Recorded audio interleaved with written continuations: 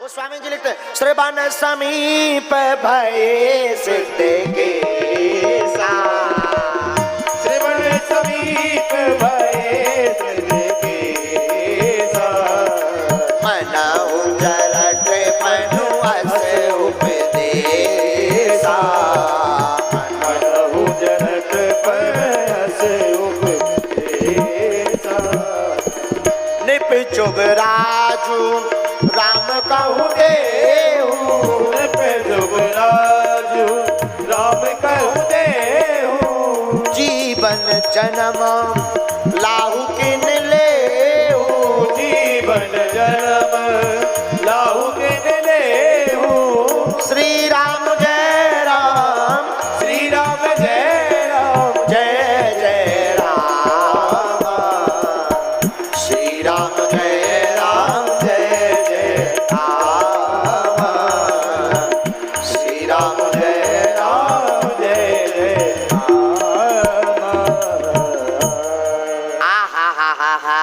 अपने कानों के समीप महाराज दशरथ जी ने बालों को सफेद देखा, समझ गए हमको संदेशा मिल रहा है कि हमारा बुढ़ापा आ रहा है, एक काम किया जाए, अब अपने पुत्र को युवराज बना दिया जावे।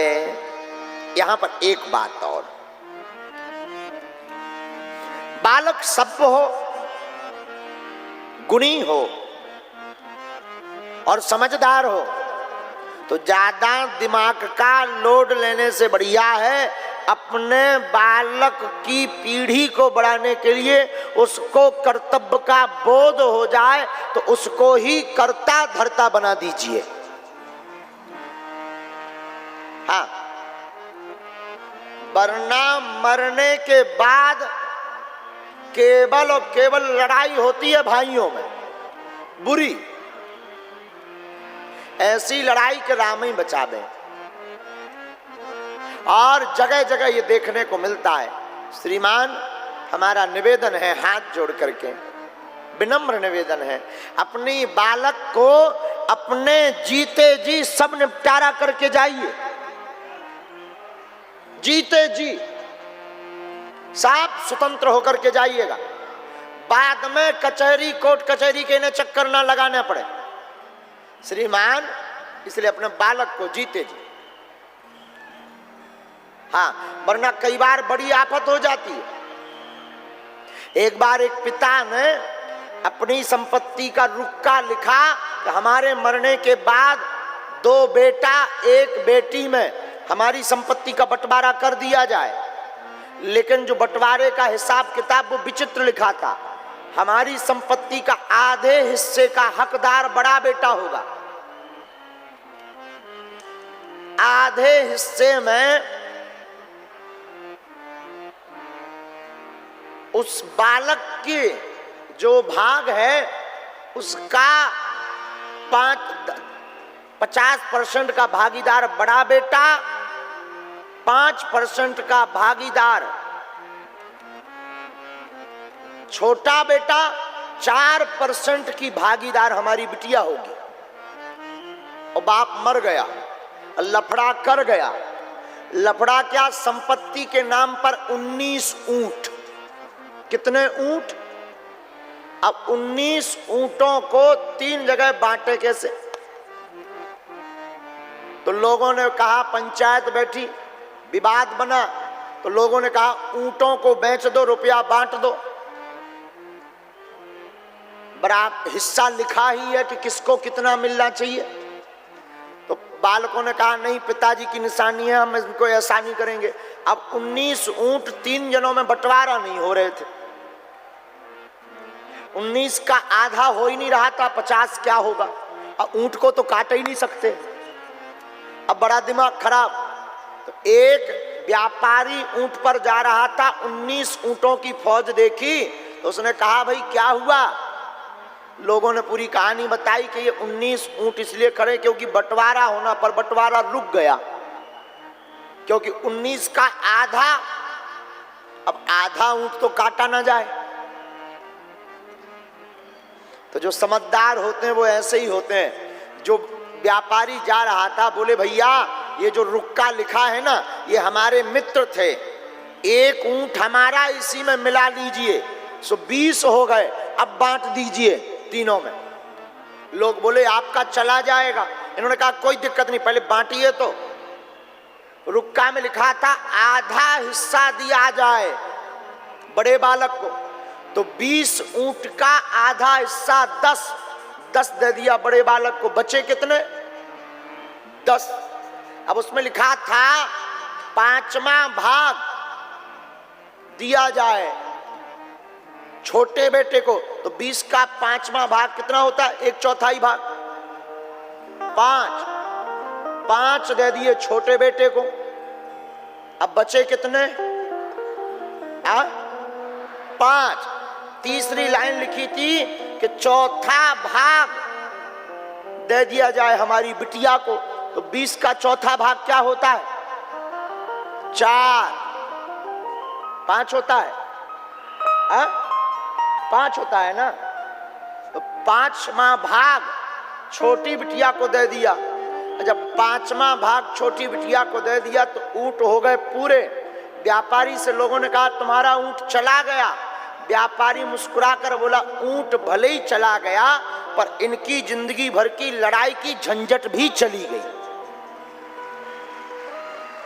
जब बड़े बालक का दिमाग खुला तो उसने एक के बदले 2 ऊंट उन सज्जन को दे दिए कि आपने हमारा विवाद निपटाया, एक गिफ्ट में लेकर के जाइएगा।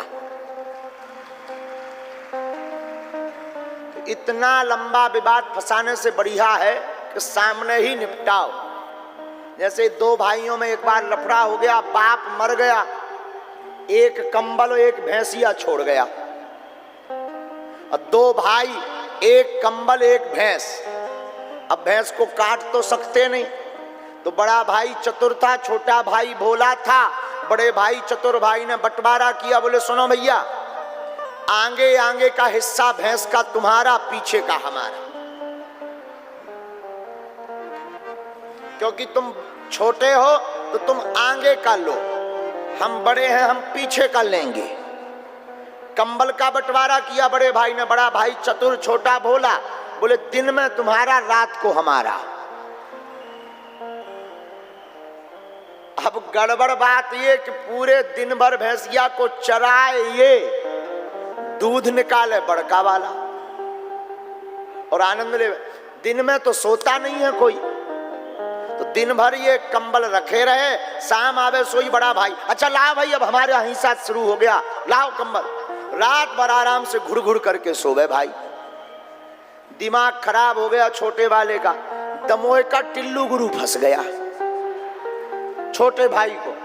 दमोह के टिल्लू गुरु के पास छोटे भाई गए, वकील थे वो टिल्लू गुरु।